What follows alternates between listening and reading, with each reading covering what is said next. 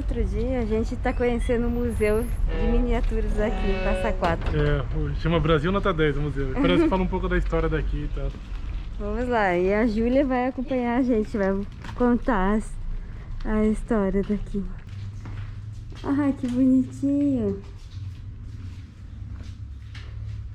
Ao todo a gente tem 14 salas. É? Demora em média do roteiro inteiro em volta de 40 minutos, mais ou menos.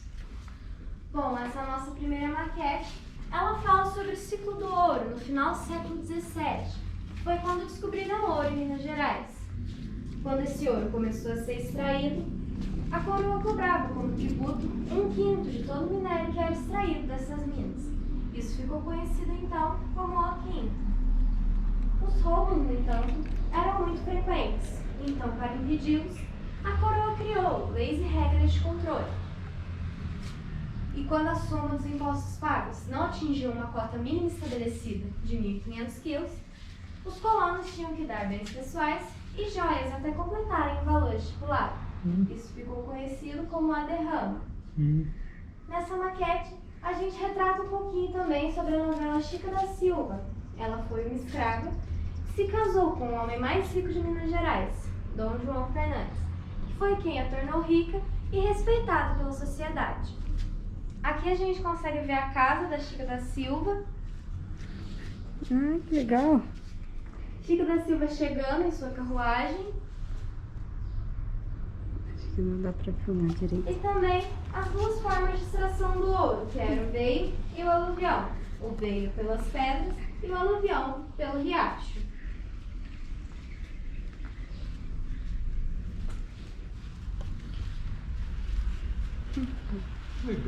Legal. Essa nossa próxima maquete, ela fala um pouquinho sobre o ciclo do café. Em 1908, aportava na cidade de Santos o navio japonês Kasato Maru, que trouxe consigo várias famílias. A vinda dos imigrantes japoneses para o Brasil foi motivada por interesse dos dois países. O Japão tinha como objetivo diminuir sua densidade demográfica e o Brasil estava precisando de mão de obra. No começo, quando os imigrantes chegaram, eles eram encaminhados para trabalhar em lavouras de café no estado de São Paulo. A mais conhecida era chamada de registro, pois eles ficavam lá até serem registrados e depois eram encaminhados para trabalhar em outras lavouras no estado de São Paulo e no norte do Paraná. Em 1920 e 1930, alguns japoneses não vinham mais só com foco em trabalhar em lavouras de café. Procuravam também trabalhar no cultivo do morango, do chá e arroz. Aqui a gente consegue ver alguns japoneses na lavoura de café. Aqui a gente consegue ver o barão na sacada da casa. Se você olhar desse lado, consegue ver. Ah, ali! Que bonitinho! A gente tem as duas famílias imperiais, que significavam quantidade de filhos ou riqueza. E o terreno, onde eles deixavam o café secar, depois puxavam com uma espécie de rodo, ensacavam e levavam até a locomotiva para que ela fizesse o transporte. Ao redor da sala nós temos algumas maquetes que foram doações, como a Igreja de São Francisco de Assis, Igreja da Pampulha, em Belo Horizonte, o Mercado dos Tropeiros, em Diamantina, o Museu do Ouro, em Sabará, o Museu Histórico Abílio Barreto, em Belo Horizonte, e ali atrás a gente tem a Estação da Gameleira, também em Belo Horizonte. Ao redor da sala a gente tem alguns objetos autênticos da época. Vocês podem estar ficando à vontade, só peço que não toquem nos objetos. Quando quiserem, é só me acompanhar para a próxima sala. Legal, é miniaturinha mesmo. Não é? Muito bonitinho. Essa daqui é a nossa sala de objetos museológicos referente à Revolução Constitucionalista de 1932, que ocorreu entre Minas Gerais e São Paulo. Do lado mineiro, nós podemos ver uma foto de Juscelino Kubitschek operando um soldado ferido na Santa Casa de Passa Quatro. Podemos ver também parte do batalhão de Belo Horizonte. Esse manequim está representando um soldado mineiro vestido com a farda original e completa, que foi doada para o nosso projeto por familiares de combatentes aqui de Passa Quatro. Agora, do lado paulista, nós temos parte do batalhão Jax Félix, em frente à igreja de Santa Terezinha, em Taubaté. Temos cartazes convocando os paulistas para a luta. E também a medalha MMDC, que foi uma homenagem a 4 jovens que morreram em confronto com a polícia: Martins, Miragaia, Drauzio e Camargo. Aqui e aqui na parede, a gente tem alguns objetos que foram encontrados na boca do túnel após a Revolução e alguns que foram doados por moradores aqui de Passa Quatro. A gente tem um avisador de passagem, um sinaleiro ferroviário, uma granada desarmada, Nossa. um cantil e todos os outros demais. Esse daqui é a miniatura de um 14 bis, que foi uma homenagem a Santos Dumont, que se suicidou ao descobrir que seus aviões estavam sendo utilizados na guerra. Vocês podem estar ficando à vontade nessa sala, quando quiserem, é só me acompanhar para a próxima. Obrigado.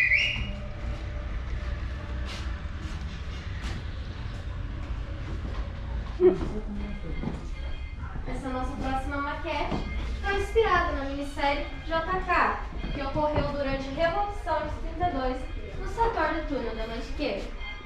Em 1930, Getúlio Vargas tomou o poder, quebrando a política do café com leite, que consistia na alternância de presidentes da República dos 2 estados mais populosos do país, São Paulo e Minas Gerais, sendo São Paulo o maior produtor de café e Minas Gerais o maior produtor de leite. Com isso, São Paulo perdeu seu poder político e econômico e se levantou contra o governo provisório instalado pelo gaúcho Getúlio Vargas, em 1932, exigindo uma nova Constituição para o país. Caso queira estar subindo para filmar melhor, pode ficar à vontade. Tem uma escadinha aqui. Vou subir. Então, que essa legal. aqui é a Maria Fumaça, que vinha de Belo Horizonte trazendo soldados para lutarem no setor do túnel. O primeiro vagão é a enfermaria, onde a gente pode ver o capitão médico Juscelino Kubitschek ajudando os soldados feridos.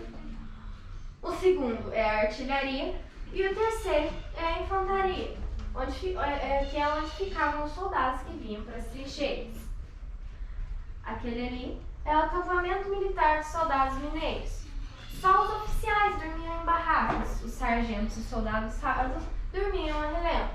Por isso, muitas vezes pegavam doenças e acabavam morrendo. Esse aqui do lado é a rotunda, que servia para mudar o sentido do caminho do trem. A de Passa Quatro hoje está desativada e o trem volta de ré. Essa daqui é a estação do túnel, que mais tarde, após a Revolução, ficou conhecida como Estação Coronel Fulgêncio. Esse daqui é um dos picos mais altos do túnel, é chamado de o Pico do Cristal. Essa daqui são as trincheiras, para onde alguns soldados vinham. E aqui a gente tem a boca do túnel. Se vocês olharem de um ângulo certo, vocês conseguem ver o trem vindo e alguns soldadinhos fazendo barreira.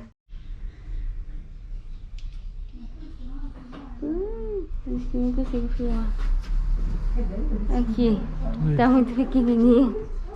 Inspirada na minissérie A Casa das 7 Mulheres, que tem como pano de fundo histórico a Revolução Farroupilha, ou a Guerra dos Farrapos. Bom, a Revolução se deu por conta de altos impostos cobrados sobre o charque gaúcho, hoje em dia também mais conhecido como carne seca. A história é retratada através das mulheres da família do estancieiro Bento Gonçalves, líder dos farrapos, que ficaram isolados na Estância da Barra por 10 anos, que foi o tempo em que durou o conflito. Como os homens estavam em campo de batalha, as mulheres ficavam encarregadas de cuidar da questão financeira da Revolução Farroupilha, comercializando o charque e vendendo pontas de gado. Aqui é a Estância da Barra, onde a gente pode ver as 7 mulheres reunidas na porta, esperando Bento Gonçalves. Aqui o terreno, onde eles deixavam a carne secar. Ali a gente tem a capelinha de Santo Antônio e ao lado o cemitério. Ali a gente tem a pocilga, onde criavam porcos. Aqui a senzala, onde ficavam os escravos. E o paiol. Esses dois são os barcões Seival e Farroupilha, que foram feitos pelo italiano Giuseppe Garibaldi, foram carregados por terra por mais de 200 bois até chegar ao mar para tomar a cidade de Laguna, em Santa Catarina. Como representado nesse banner, esse aqui é o cânion Cambezinho, que faz divisa com o Rio Grande do Sul e Santa Catarina. Em cima do cânion, nós podemos ver uma tropa de farrapos, juntamente com a carruagem das Chinas, que eram mulheres que os acompanhavam durante a Revolução e faziam favores sexuais a eles. Vocês podem estar ficando à vontade quando quiserem, é só me acompanhar para a próxima sala. Bom, gente, muito obrigada pela atenção, me desculpe qualquer erro. Agora vocês podem estar continuando com a próxima guia. Meu nome é Ana Patrícia e eu vou estar dando continuidade no roteiro com vocês.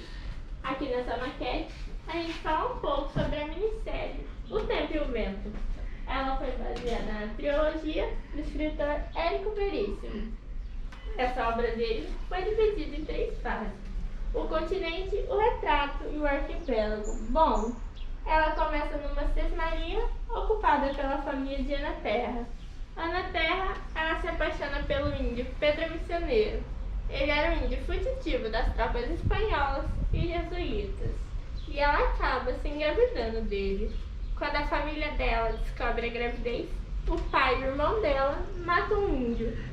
Um tempo depois, a família dela é dizimada por tropas castilhanas, ou seja, tropas espanholas. E ela se viu obrigada a fugir para essa vila, que naquela época foi uma vila fictícia, somente para eles gravarem a novela. Lá, Pedro Terra cresce, se casa e tem uma filha, Viviana Terra. Viviana Terra cresce e se apaixona pelo capitão Rodrigo Cambará. Ele era um soldado mercenário. Eles se casam, têm 3 filhos, dando origem assim à família Terra Cambará. Se vocês estarem olhando aí ao centro, verão essa mocinha toda de rosa. Ela é a Bibiana Terra. Logo atrás a figueira centenária, que abaixo vemos o capitão Rodrigo Cambará tocando sua viola. A igreja, com o padre à frente chamando seus fiéis. Esse cemitério, o armazém, aquela casinha de portas azuis. É um bar, nela a gente tira um bêbado caído na porta e o outro encostado na parede. Que bonitinho. Aqui alguns meninos brincando de jogar bola. Aqui outros brincando de pular no rio. E aqui é a área rural da vila. Que legal. Essa casinha laranja dessa ponta. Se vocês verem mais ou menos daqui, vocês conseguiram ver uma mocinha de calcinha e sutiã vermelho. Podem estar ficando à vontade. Qualquer dúvida é só estarem me perguntando.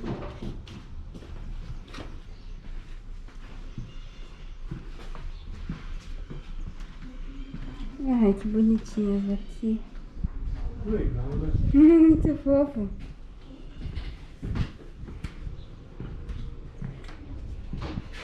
Nossa, imagina o trabalho pra fazer tudo isso. É muito legal, que fofinha. Ah, olha ali. É, tem um bêbado lá caído. Bom, gente, muito obrigada pela atenção de vocês. Desculpe qualquer erro. E agora é só estarem acompanhando com a próxima guia. Obrigada. Oi pessoal, boa tarde, tudo Boa bem? tarde. Meu nome é Lenita, eu sou uma das guias aqui do museu e vou estar acompanhando vocês. Qualquer dúvida é só estar me perguntando. Aqui nós temos a sala onde todos os maquetes são referentes à Segunda Grande Guerra. A primeira é um pouso aéreo nazista na Alemanha.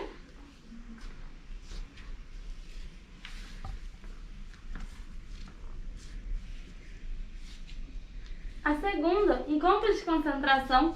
Não colocamos os bonequinhos em receitas milhões de mortes que ocorreram na época. Temos aqui o número de um pijama listrado original.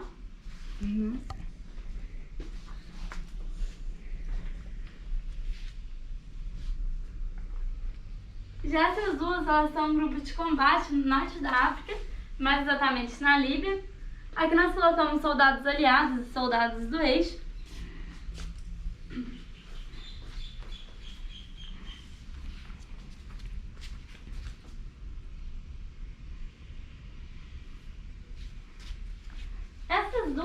elas eram para ter sido continuação uma da outra.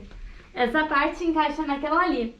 Ali nós apresentamos os soldados brasileiros cavando um túnel no sopé do Monte Castelo, e aqui Monte Castelo todo bombardeado. Onde que encaixa? Ali atrás. Aqui, ó, os dois montes. Ah, isso daqui, esse monte ali. Ah, tá.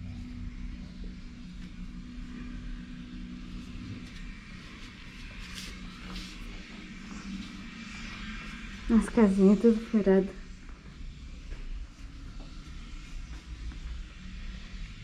Voando pela Polônia, onde muitos morreram de fome e de frio.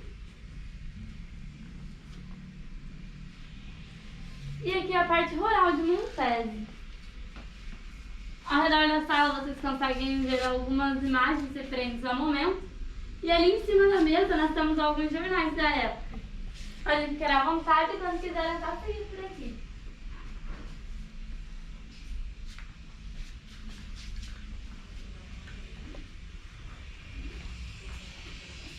Objetos daquela época, entre eles algumas fardas e capacetes. A maioria deles foram doações.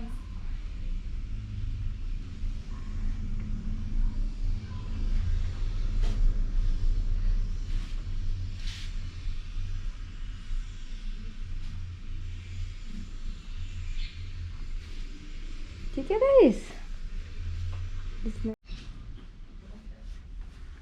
Esse aqui é um míssil de verdade, desativado, olha. Que da hora, né? O movimento comunista, liderado por Carlos Prestes, e o movimento integralista, liderado por Plínio Salgado. Próximo da pedra fundamental, nós temos o movimento comunista. Na época, eles se diferenciavam com lenços vermelhos no pescoço. Já ali ao centro, próximo da casinha amarela, nós temos o movimento integralista. Eles utilizavam uniformes verdes e tinham uma forma de cumprimento, que era Anauê. Traduzido no Tupi-Guarani, significa sou seu irmão, ou se não, oi, irmão.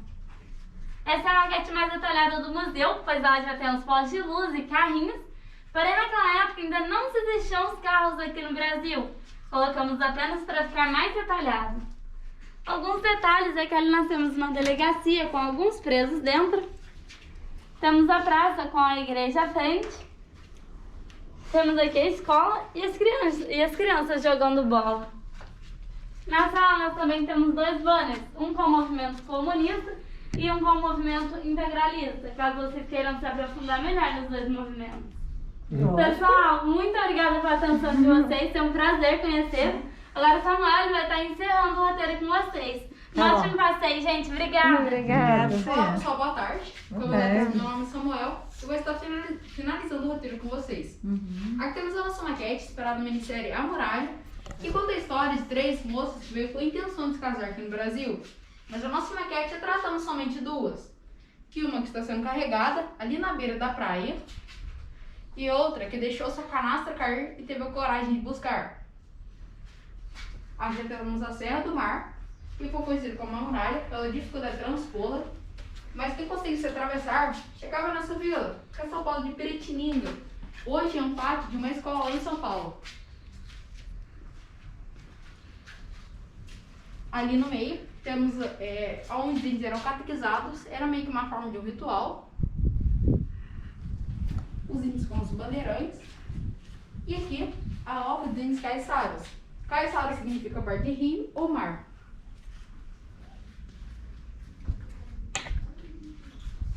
Retratamos também a primeira vila comercial do Brasil,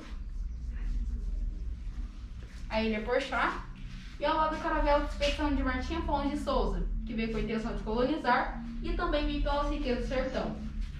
Aqui na nossa maquete temos um detalhe bem mínimo. Se vocês olharem aqui embaixo, vocês vão ver a fauna marítima. Ah, que legal. Essa é a nossa maior maquete, pesando cerca de 200 quilos e foi necessário 7 meses para sua construção. Ela foi a única maquete que foi feita em sua própria sala.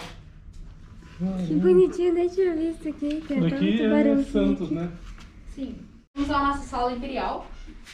Temos a nossa maquete, que foi inspirada nesse quadro de Pedro Américo, O Grito da Independência. Apesar do quadro ser heróico, ele não retrata os principais fatos que aconteceram na história. Essa casa, que ficou conhecida como Casa do Grito, ela não existia no cenário real. Eles não estavam montados a cavalos, sim a burros e mulas, pois eles tiveram que atravessar a Serra do Mar e o cavalo não é apropriado para essa viagem. Eles também não estavam usando o uniforme Dragões da Independência, pois esse uniforme foi criado alguns anos depois. E eles estavam com a intenção de entregar uma carta, sabendo que eram poucos homens. Aqui temos alguns objetos, todos réplicas. Temos cabriolê, embaixo uma canastra. O cabriolê era a carruagem daquela época e a canastra era a mala. Ai, que Algumas coisas de bonitinho. fundo falso, escondendo as joias embaixo, e as coisas que não tinham valor em cima, que eram as roupas. E aqui nesse quadrinho, retratamos a amante de Dom Pedro, a Marquesa de Santos. Ela teve 5 filhos com ele. Quando quiser, né? Só me comprar para Descobri que o quartinho da época da guerra. Ele é. Olha lá, aquele lá ele gosta, mesinho ele gosta. Canastra tem. Nossa, onde que ele veio? Dom Pedro? Onde? Aqui, ó. Dom Pedro aqui, ó. Braço levantado. É a Dá mesma pra cena. filmar? Literalmente a mesma cena. Bracinho levantado. Olha os cavalinhos Ai, assim. revi. É. Mas as pessoas da plaquinha, eles fizeram isso aqui também? Fizeram, né? Deve ter feito os bonequinhos assim. Uma bonequinha? Não, Tem será, uns assim não? que é de um soldadinho de plástico, daqueles brinquedinhos de Ah, agora. acho que não, acho que eles Agora esse fizeram. aqui já não é não, ó. Nossa, cadê a Tá plaquinha? vendo, tá vendo Quem lá no fez? quadro? Ali. Tá vendo lá no quadro os carinha a pé lá atrás ali, ó? Aham. Olha eles aqui, ó. Por exemplo. A pé? Ali ó, no canto, ó, tá vendo? Aqui, ó. Ah, Eles estão aqui, ó. perdido. Não, é. Cadê a plaquinha? Ah, a plaquinha lá. Deixa eu ver quem que é. A outra não foi. Aqui já temos a nossa maquete, que foi inspirada na vista aérea do setor comercial da Cidade Livre de Brasília. Com parte das obras da infraestrutura necessária à construção de Brasília. A campanha urbanizadora da nova capital, conhecida como Nova Cap, abriu no fim de 1956 as principais avenidas no núcleo Bandeirante, que mais tarde ficou conhecido como Cidade Livre. Aqui na nossa maquete temos outros detalhes. Temos a Casa Planeta, retratamos também a Caixa Econômica Federal, que naquela época era um ônibus. Também temos a primeira escola de Brasília. Que legal. Aqui atrás temos a representação do Cacetinho. O Cacetinho foi a primeira residência oficial de JK. Como ele viajava muito, ele pediu para um de seus funcionários que construíssem essa casa. Foi um projeto de Oscar Neymar, que é esse moço, e foi feito em um tempo recorde de 10 dias. Aqui já temos a maleta, que JK deixou aqui em 1932, quando ainda ele era médico. Essa é uma maleta original. Que legal.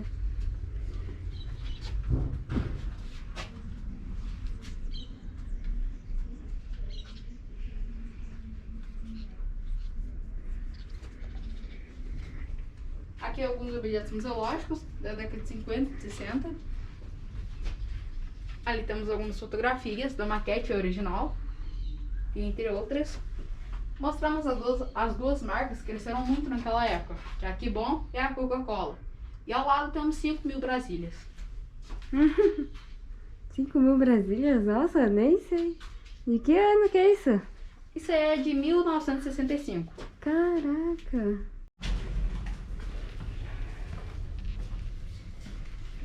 Olá.